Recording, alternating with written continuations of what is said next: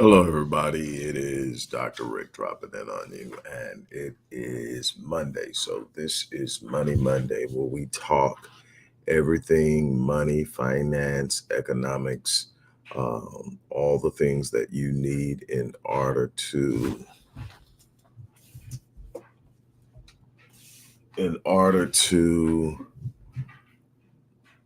advance your state, your financial situation, your financial position. It never ceases to amaze me how many people are discontent with their financial situation, how many people complain, how many people wake up every day in a state of self professed misery in the realm of finance, career, and a number of other different things. But we want to focus on the area of money for a minute today and do absolutely nothing about it. And one of the beauties of deciding to take on a career and a life passion and work in human behavior is you get to understand the whys, because it's easy to sit on the outside and say something doesn't make sense, and it's completely irrational, but it's in abundance. Certain behaviors, certain types of activities, and it's well, if money is really something that is in abundance, if money can be uh, earned and accumulated by anyone, why are so many people living at the edge of poverty, or in many instances beneath the poverty line? And even those who aren't are in a place where they're not happy with what they have, and no one seems to be doing anything. And I want to talk to you about the other side of the money equation. We do a lot of conversations about the practical steps, what to invest in, what mechanisms to use, what to avoid, and all of that stuff. Compound growth, income annuities, real estate investing. All that stuff is important to understand. Those are instruments. That's all they are. It all begins in how you think. When I look at the behavior of people in any area, not just finance, but in any area, and I look at, because I also deal with people who have spent years working on a job they hate. And my research tells me that 85% of the people in this country wake up every working day and go to a job that they hate. 85%. I didn't say they dislike the job. I didn't say they're uncomfortable on the job. I said they hate the job. They literally wake up. Do you realize the amount of emotional stress you put on yourself every day when you wake up and you go do something you don't want to do, and and then you feel you're trapped in doing it because it's the only way for you to sustain yourself, and you wake up, and yet people do it at a rate of 85%. Uh the day and time of the what is it? Something like 75 to 80% of first time heart attacks on Monday morning between 5 a.m. and noon. Why? The first day back to a job I hate, and I've got 5 more days to deal with it before I get a break. When you can literally sit up and you can create a space for yourself where you wake up to do what you absolutely love to do. It doesn't mean that it's easy. I can tell you what I do isn't easy in the sense of life just flows and does whatever I want to do, but I wake up doing something I want to wake up doing, and it's absolutely invigorating. It is exciting. It's immensely challenging, but I wake up and I do it because I made up in my mind that I was going to do it. But then you have to ask the question is, okay, yeah, you have those people that wake up and they do it. What's the difference between the people who wake up and do it and the people who don't? The same thing, the difference in the people who go out and make things happen in their finances and don't. It's a number of different things. And I'm gonna tell you, when you work on and you change these things, you change your life. And no, it's not a get rich quick scheme. It's not a quick fix. It's not some magical elixir that you throw on life and everything changes. But what it is a definite spark. Hello, Kim. How's everything going? Good to see you. Look, here's some things that you need to understand if you're going to get your money right. You can have all of the X's and O's. We can talk about compound growth. We can talk about the S&P. We can talk about all the ways that you need to understand and be able to read financials and read the market. And we can talk about Bitcoin. We can talk about the Forex. We can talk about income annuities. We can talk about uh, property acquisition, and when it comes to real estate, how to understand. We can talk about knowing the differences between a liability and an asset. We could talk about everything from asymmetric risk reward to tax liabilities. We could talk about all of that. But if you don't have the right mindset, it means absolutely nothing. If you don't have the right relationship with money, having the instruments and the ways to think. Because what I could tell you is John Crowley, a man that never made more than $12 an hour, worked as a parking lot attendant, retired as a millionaire. Why? Because he started to change the way he thought, which changed the way he behaved, which made him focus and create a completely different environment and culture in his home that allowed him to pay his home off, send his kids to college with a $12 an hour job, and retire with a portfolio of over 500,000. Let me explain something to you. And that's just one story. It's not where you start, it's how you start and the mindset in which you start. Because most people don't understand, before I can win in my behavior, I have to win in my thinking. I have to change my relationship and the culture that I'm operating in. And this is an abstract idea, because when people think money, they think X's and O's, addition, subtraction, and multiplication. They don't think, what am I creating? What type of environment am I creating? How much am I isolating myself? How much am I distancing myself from the very things that I need to be exposed to because of my thinking? Here's some things that you're going to have to change if you ever want to truly master money. Here's the biggest one: limiting beliefs. There's only a certain amount and only certain people can have it. Because I come from this background, I'll never be able to do it.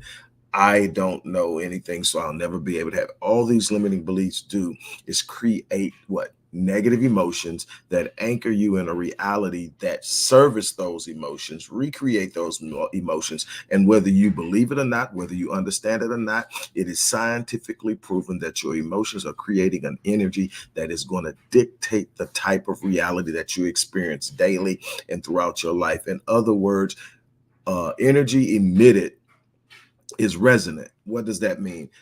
Resonance means that energy tends to attract like energy. So then everything has a frequency.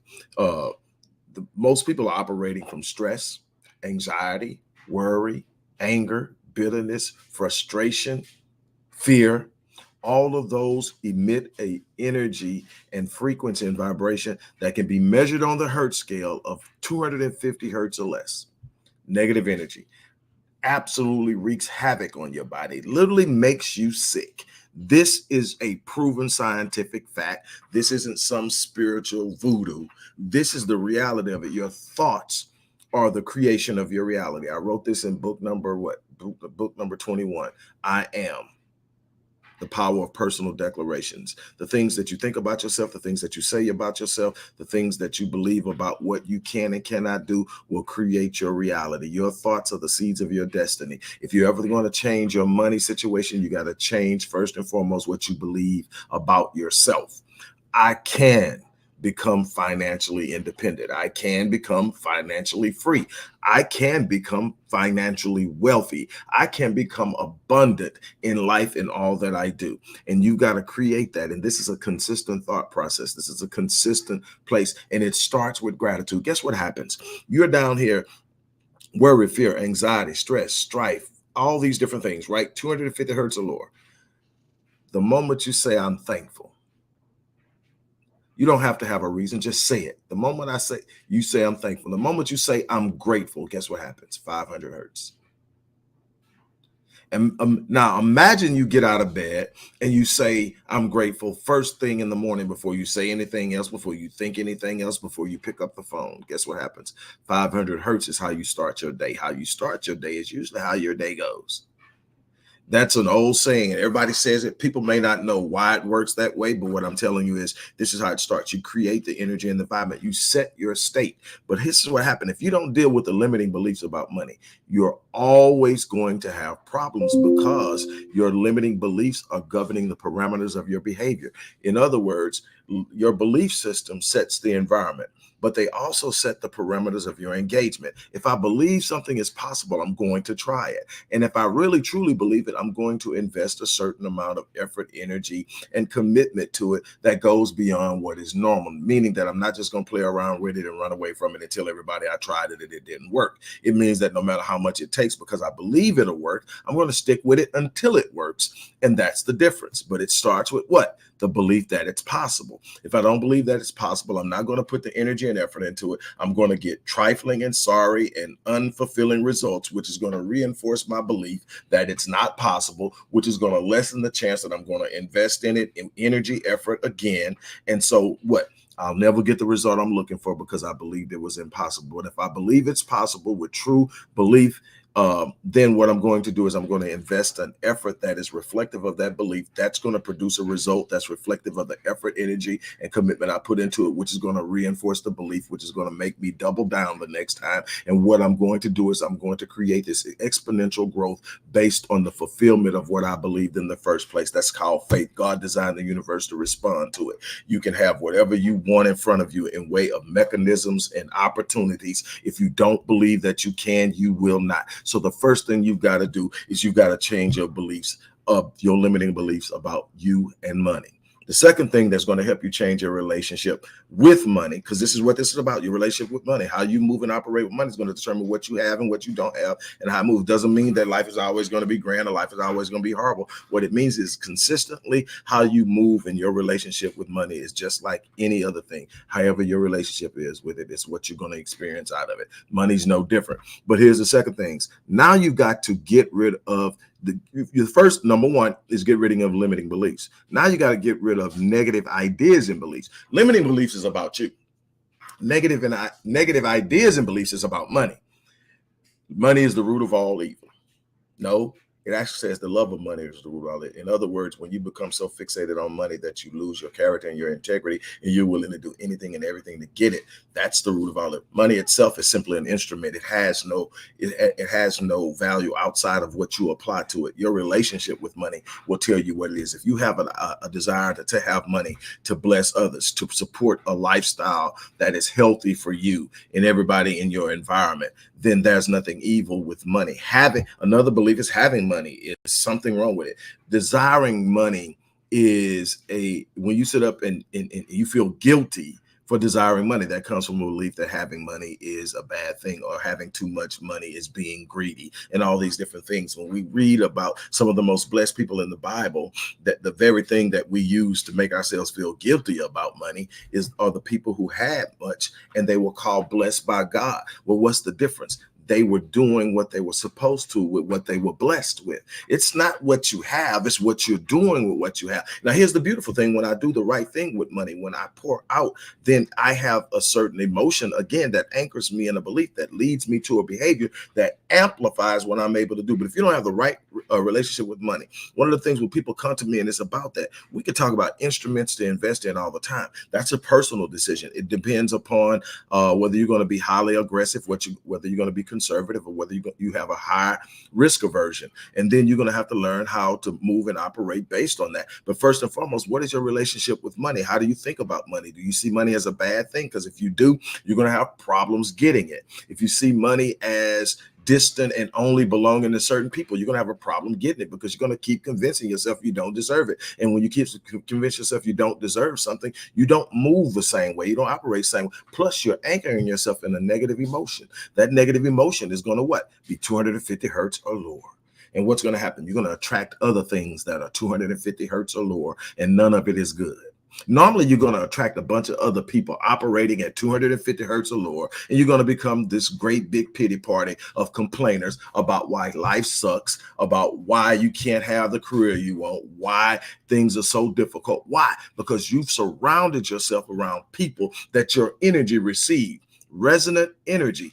Energy attracts energy. I'm not just talking about something outside of me. I'm going to give you a prime example scientifically. I remember growing up as a kid, we'd watch cartoons, and there'll be always at some point on Bugs Bunny where there's this fat lady who sings at such a high pitch that she shatters the wine glass. And I used to always go, you can't do that. Then I got into school and realized in a scientific in a scientific experiment that it's absolutely can happen. Here's what happens.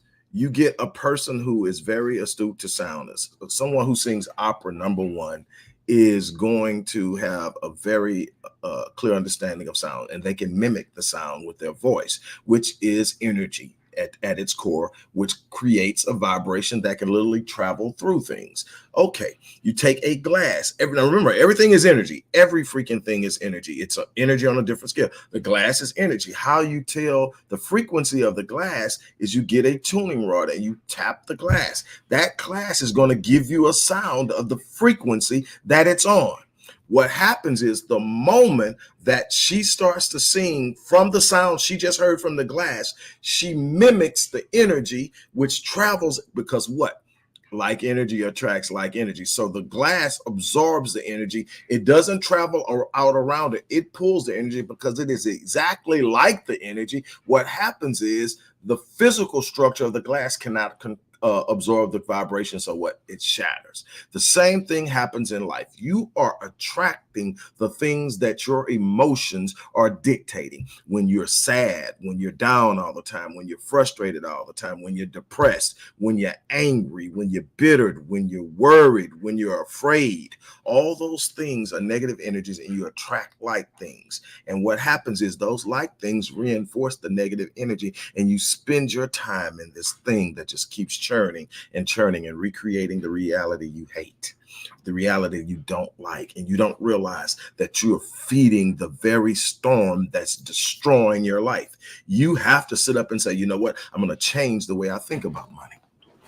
Money is an instrument for greatness. You start to say that money is an instrument for greatness. Money will allow me to bless other people. Money will allow me to live free and stress-free about what needs to be done in my life. I no longer have to worry about whether the bills are paid. I no longer have to worry about how I'm going to feed the children. I no longer have to worry about how I want to do this. Now I can take that trip I want to. Now I can do this. Now I can invest like I said I was going to invest. And it all starts with saying there's nothing wrong with money. It's not money that's the root of all evil. It's the love of money at a level that compromises your character. If you can sit up and say, Lord, give me the, and the thing is, start being thankful for the things you have, because in being thankful for the things you have, what you create the capacity for more. It's in the appreciation of the things you have that you create the capacity. Gratitude is the gateway to abundance. When I start to appreciate what I have, I open the gateway. And then when I open the gateway, more things come in to be thankful for. And then this exponential process of growth and expansion and abundance. Let me tell you something. When you really truly realize who you are and how you are created, things change for you, because you stop chasing things. You understand things come from you. You don't have to chase things. You have to evolve into what you desire. And here's the thing you have to understand. It's not that I'm chasing abundance. I am abundant. I am created from God, and in my mind are 70,000 thoughts a day traveling in my mind, most of which I'm unaware of, and they do this each and every day. And then outside of the 70,000 thoughts that travel in my mind, there are thoughts and ideas moving around in this universe, which is the mind of God sitting there, and they're coming. Where do you think these ideas come from? They come from people opening up their minds to move outside of the boxes of thought and paradigms that govern and create parameters that lock them in. It's the people who are willing to open their mind and say, what if I don't do it that way? What if I do it this way? That come up with this thing. The person who created the periodic table for chemistry in a dream, to sit up with a dream, open mind. Why did it happen in a dream? No conscious mind to say it's impossible. When you are in a state where you put your that state of theta. Oh, when you get away from the beta state of consciousness, where everything is filtering through what you believe and what you can't intercept it, you can't stop it, and things happen. But there are ways to get through it without being asleep. But so much comes in dreams. Why? Because you can't interrupt it. That's why God used dreams and visions. Why? Because the mind is saying that's impossible. That's impossible. I'm almost certain that David would have never stood up and thought about what he would do and how he would do if he would have stood up and met that from the consciousness. But it's the vision, it's the dream, it's the vision, it's the dream. And when God made his promise, it says, I'm going to pour out my spirit upon men. And what? We're going to dream. We're going to dream dreams and have visions. What? Every man has a vision. Every man has a dream. Why? Because it surpasses and surplants the idea of the experiences that have created his current reality, and it allows him to look beyond something and see something greater. But you have to be willing to do that. You have to be willing to sit up, hey, man, this is the thing. So then again, so I have to evaluate and say no negative ideas or beliefs about money. And I have to be willing to recognize those negative beliefs, that this is going to happen, that that's going to happen, that that's going to happen, and money is this and money is that, and only people like this get money, and money is this. And the whole thing is, you are sitting there and you are literally, by your self-talk and your statements, writing the narrative and the chapters of your life by what you are stating and what you are believing. You get to control your beliefs. You get to control the ideas by sitting up and saying, I'm no longer going to operate within that belief. I am not limited by what is going on around me. This is an environment. It is a circumstantial situation.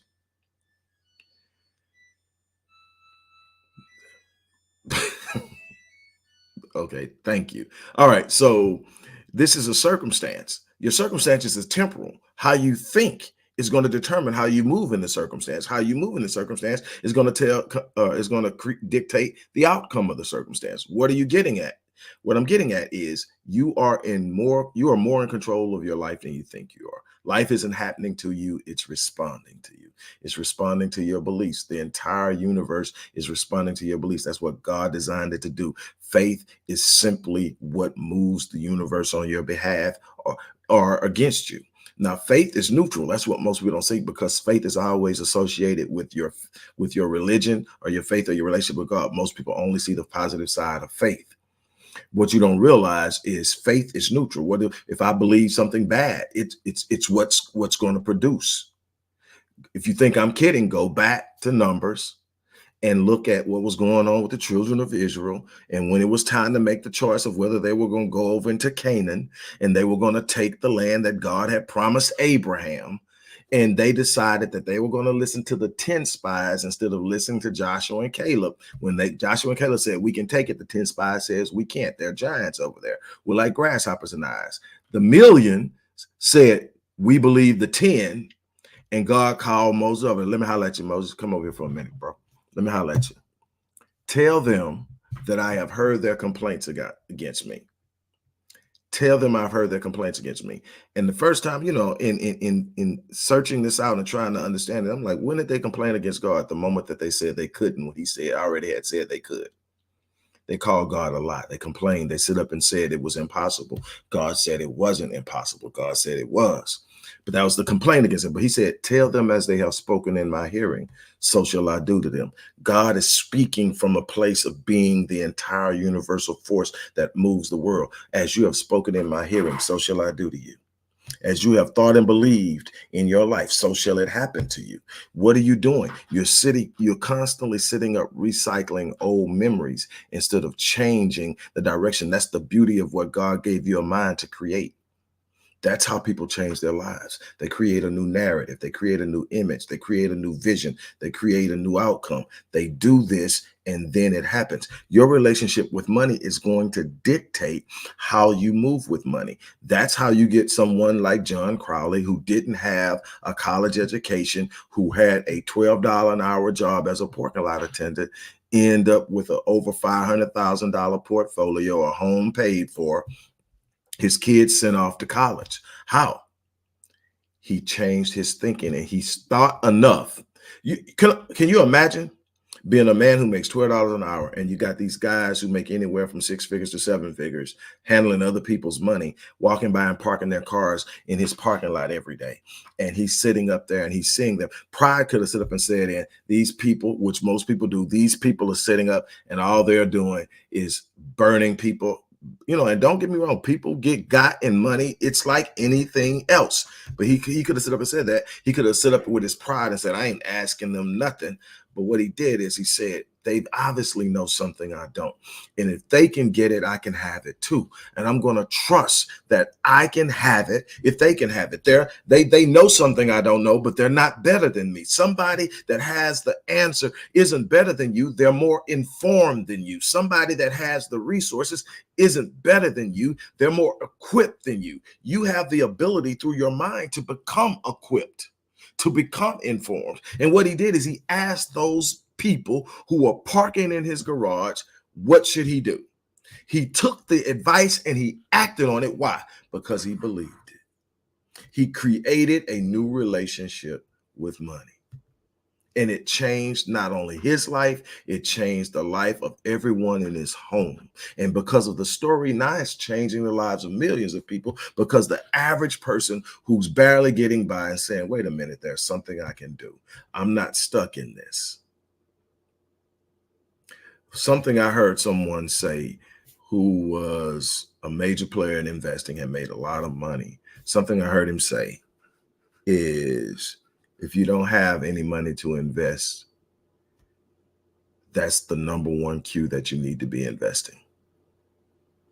If you don't have any money to invest, that's an absolute clue that you need to be investing. In other words, you should have. And if you don't, you're going to have to create it. It's not going to magically appear. Because here's the thing. If you don't have money, it's because of your relationship with money. I don't mean just cash. I mean money. I mean something of value that you can leverage to create the reality you want. It's not always cash. It's the things of value. It's the property you hold. It's the instruments you're invested in. It's the things matter of fact, cash is the weakest asset you can hold. But back to the simple things. Look, so the thing is, you have to create a new narrative. You have to create a new idea. You have to sit up and change your narrative in your relationship with money. The final thing you've got to do is you're going to have to create new emotional anchors associated with the idea of the perceived or the desired outcome. In other words, you need to learn how to visualize. That's why I created Visionetics. The Visionetics Institute is based on a concept of visualization that goes all the way back to biblical times. It's been psychologically proven, scientifically proven that how you are able to visualize, you literally are able to create. And this is the thing, you've got to create. But here's the thing in visualization, the power of visualization is the anchors. Here's the most powerful thing that you get. Emotions are anchors. Your emotions set your tone. You get sad, that's your tone. You're in that mood, you're in that state, and you have to find a way to pull yourself out of that state. And so what do? You literally visualize what it is you want, what you're driving, whatever things that you see yourself doing with a level of financial freedom, where you have an excess of money. And whatever you see yourself doing that brings you fulfillment, that brings you joy, there's an emotion attached to it. When you visualize at a high enough level, God has designed your mind that it cannot distinguish between what's really happening and what you're imagining. Why? Because that creates the emotion that anchors you, that you can revisit, that will give you the impetus to follow through.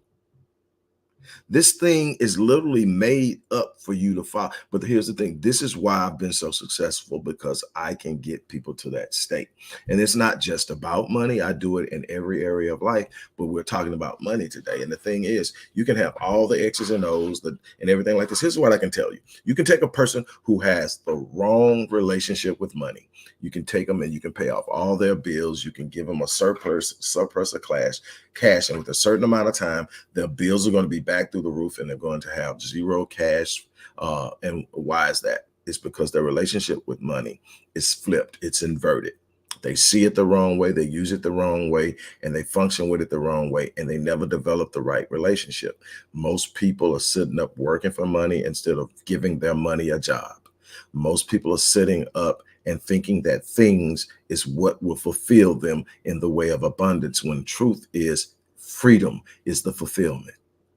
Not what I drive, but the freedom to drive, the freedom to go, the freedom to choose what I'm going to do today, the freedom to sit up and say, I'm going to be able to move here, I'm going to go here, I'm going to do that, the freedom of being able to say, I'm going to eat healthier because I can afford better food, the freedom to sit up and say, I'm going to move to an environment where it's less stressful, less traffic, and sit up and be able to facilitate it financially. It's the freedom that brings a healthier mindset, a healthier state.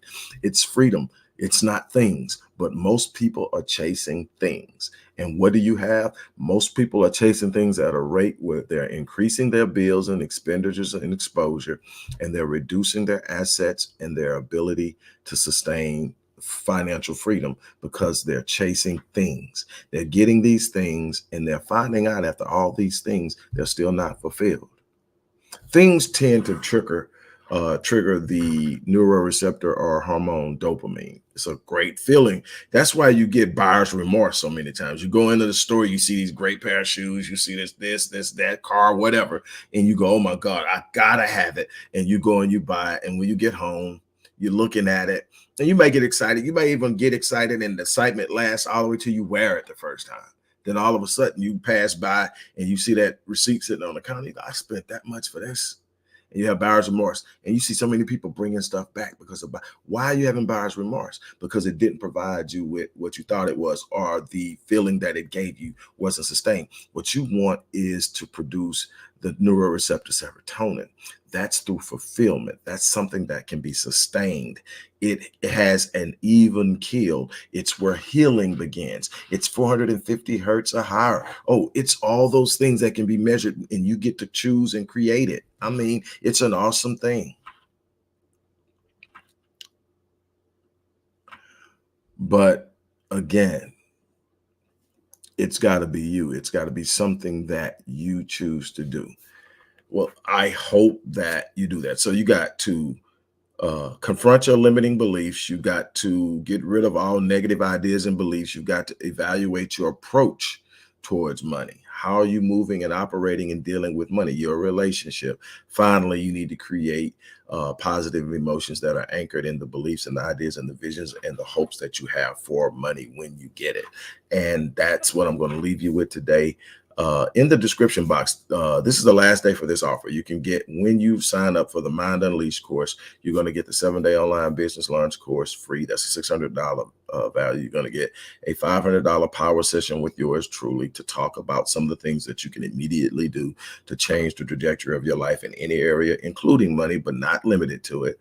And also there's a link in there for those of you who are really, truly serious about changing your life over the course of the next year. There is a link that will take you to show you how you can work with yours truly on a one-on-one basis. But whatever you do, you need to start really thinking about where you are. If you have a situation in your life that you're not happy with, not just money, but anything that you're not happy with, and you're not doing anything about it, ask yourself why. You are in control of your destiny. You're not in control of every situation or every circumstance, but you are absolutely 100% in control of how you respond to it, how you operate in it, and the outcome. And that, hey, what's up, E? Man, it was great interviewing and sitting down and talking with your wife, man. We need to sit up and connect. And I'll get those books as soon as possible, and you can grab them for me. Thanks for popping in. Hey, look, it's about a relationship. Everything you do is about a relationship with your life, your relationship with God, your relationship with everybody you deal with, but your relationship with your own expectations for yourself. How do you see yourself? If you don't see yourself doing exceptional and extraordinary things, you will never do it. If you don't see yourself deserving of exceptional and extraordinary things, you'll never perceive it. You'll never get it. What you've got to do is decide that you're going to change the entire paradigm through which you're operating. Look, on that note, I got to get off here. I have a client at the top of the hour, so I got about 10 minutes to prepare. So I need to get off of here. But again, look in the description box. Again, this This offer ends at midnight. So you're going to get the Mind Unleashed courses, which is exactly what you need to get rid of limiting beliefs and negative ideas. The Mind Unleashed course is the first stage of setting yourself up for unbelievable success in any walk and area of life. When you get that, you're going to get the 7-day online business launch course. That business launch course is what I've used for the last 14 years to create multiple revenue streams online, from everything from book sales, to program sales, to courses, to written content, ad revenue, so many other things. And all that stuff is explained in the course of all these different ways that you and make money. You get that for free. You get to work with me for an hour in a power session for free. That's a $550 value. Or you can just go all out and go down to the bottom and look at that link. That link is how you can work with me from anywhere from 12 weeks to a year to completely restructure how you move in life to ensure success. On that note, I'm gonna get ready to get off here and get prepared for my clients. You guys have an unbelievable remainder of your day. As I always say, I live my life on full so that when I leave this place, I die on E. The money is simply an instrument. It's what you're doing. What are you giving? What are you leaving this place? I tell everybody all the time, the first half of my life was about me, proving what I can do, what I can have, what I can drive, where I can live, all that bull crap that people get caught up in. Second half of my life is about my legacy, the thing I'm leaving behind that will speak of me long after I'm gone. What will people say about how their lives changed when I met them? What will people say when they say, I read this book, or I read that book, that man wrote, and I went to this lecture, I went to this conference, I sat down and I worked with him for a year, whatever. It's that. I'm leaving a legacy that will speak of me, that my kids can glean from, that my kids can be blessed by. So again, live your life on full. Don't you take any of that potential to the grave with you. On that note, I'm out. You guys have an unbelievable remainder of your day.